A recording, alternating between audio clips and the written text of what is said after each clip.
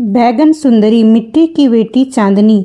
जय श्री कृष्ण। दोस्तों, पुराने जमाने की बात है जब धरती पर हर चीज में आत्मा बसती थी। पेड़ बोलते थे, नदियां गाती थीं और मिट्टी मुस्कुराती थी।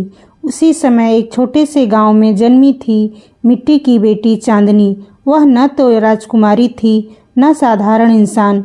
उसे मिट्टी ने जन्म दिया था। उस मिट्टी ने जो खेतों में पसीने से भीगती और बारिश में गीत गाती थी। गांव के पास एक तालाब था जिसके किनारे रोज किसान अपनी फसल की पूजा करते। एक दिन वर्षा के बाद मिट्टी से एक आकृति उभर आई, सुंदर, कोमल और चांद जैसी उजली। लोग हैरान रह गए। किसी ने कहा देवी उतरी है तो किसी ने कहा यह कोई माया है। पर वह आकृति धीरे धीरे सांस लेने लगी। उसने आंखें खोली और बोली, मैं मिट्टी की बेटी हूँ, धरती की कोख से निकली हूँ। मेरा नाम है चांदनी। उस दिन से गांव वालों ने उसे अपनी बेटी मान लिया।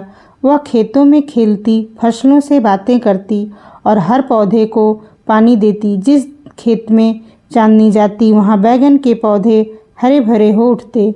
एक दिन चांदनी ने देखा कि उसके लगाए बैगनों में से एक पौधा बाकी सबसे अलग है। उसके पत्ते चमकते थे, फूल बैगनी रेशमी लगते थे। जब उसमें फल आया तो वह बैगन मानो किसी रत्न की तरह दमक रहा था। गांव की औरतें बोली, अरे यह तो बैगन सुंदरी है। इतनी सुंदर बैगन हमने कभी नहीं देखा। वह बैगन हर दिन बड़ा होता गया पर टूटता नहीं था। चांदनी जब उसे छूती तो बैगन में हल्की सी हंसी गूंजती। वह बोला, मिट्टी की बेटी, तुमने मुझे जन्म दिया है, इसलिए मैं तुम्हारा रक्षक बनूंगा। चांदनी हैरान थी। उसने पहली बार किसी बैगन को बोलते सुना था। बैगन सुंदरी ने कहा, एक दिन तुम्हें कठिन परीक्षा देनी होगी, तब मैं तुम्हारे साथ रहूंगी। गांव में सब कुछ अच्छा चल रहा था। पर एक दिन वहां राजा रुद्रसेन आया जो अपनी शाही रसोई के लिए दुर्लभ सब्जियों की तलाश में था। जब उसने बैगन सुंदरी को देखा तो उसकी आंखें चमक उठीं। उसने कहा, इस बैगन को मेरे महल में भेज दो, मैं उसके स्वाद से देवी का भोग लगाऊंगा। पर चांदनी ने मना कर दिया, यह बैगन मेरी आत्मा का हिस्सा है महाराज, इसे तोड़ना धरती को दुख देना होगा। राजा हंस पड़ा, एक मिट्टी की लड़की मेरे आदेश को ठुकरा रही है, यह तो अपमान है। राजा ने सैनिक भेजे, पर जब सैनिक बैगन सुंदरी को तोड़ने गए तो जमीन से तेज हवा उठी। मिट्टी में से आवाज आई, जो मुझे छुएगा वह राख बन जाएगा। और सचमुच सैनिक धरती में समा गए।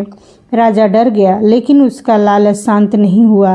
रात को चांदनी अपने खेतों में बैठी रो रही थी। उसने बैगन सुंदरी से कहा, अगर मेरे कारण गांव पर संकट आया तो मैं क्या करूं? बैगन सुंदरी बोली, जब प्रेम सच्चा हो तो मिट्टी खुद रक्षा करती है, लेकिन याद रखना हर चीज की कीमत होती है।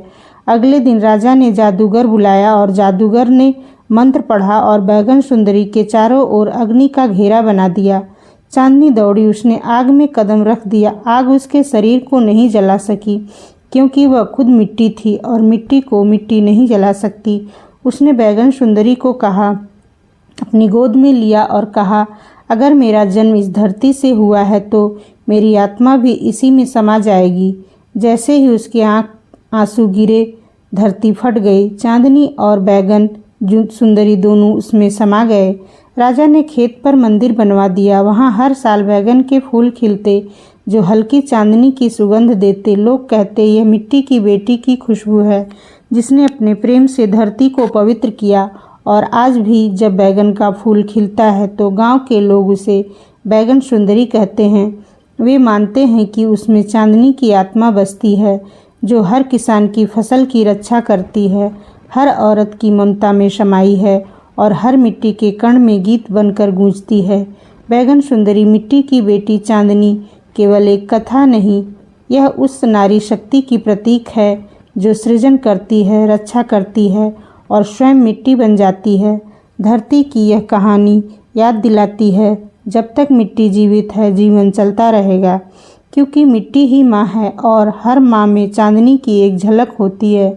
चांदनी धरती की बेटी थी, बैगन सुंदरी उसका प्रेम और रक्षक, और यह कथा मनुष्य के लालच और प्रकृति की ममता की टकराहट की अमर गाथा।